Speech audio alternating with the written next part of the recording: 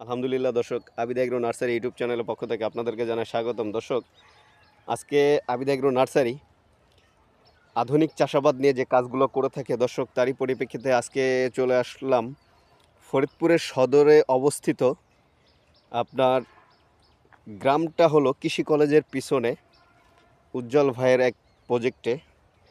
দেখেন, এখানে আধুনিকভাবে চাষাবাদ করা হয়েছে। এখানে শশা চাষ করা হয়েছে, পাশে টমেটো, করল্লা, সব ধরনের চাষ। দর্শক দেখেন যে কৃষিটা ডেভেলপ করার জন্য আধুনিকভাবে চাষাবাদ শুধু আমরা ভিডিওতে দেখি বা যে কোনো জায়গায় দেখি, যে শুধু আমরা শুনি আধুনিকভাবে চাষাবাদ। আসলে দর্শক, যখন আপনি আধুনিকভাবে চাষাবাদ করতে আসবেন, আপনি এই আধুনিকভাবে চাষাবাদে আপনি ইনভেস্ট করবেন, আপনার ইনভেস্টটা আমরা মনে করি বা আমরা বলবো অবশ্যই আপনাকে জেনে বুঝে সঠিকভাবে ইনভেস্ট করতে হবে।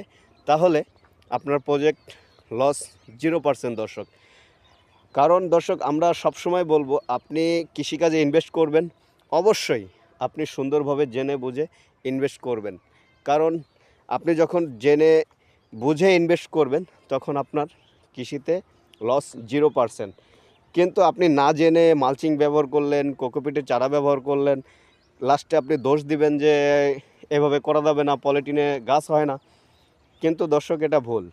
আপনাকে জেনে বুঝে কৃষিতে ইনভেস্ট করতে হবে, তাহলে আপনার প্রজেক্টটা আলহামদুলিল্লাহ আপনি সাকসেস হবেন।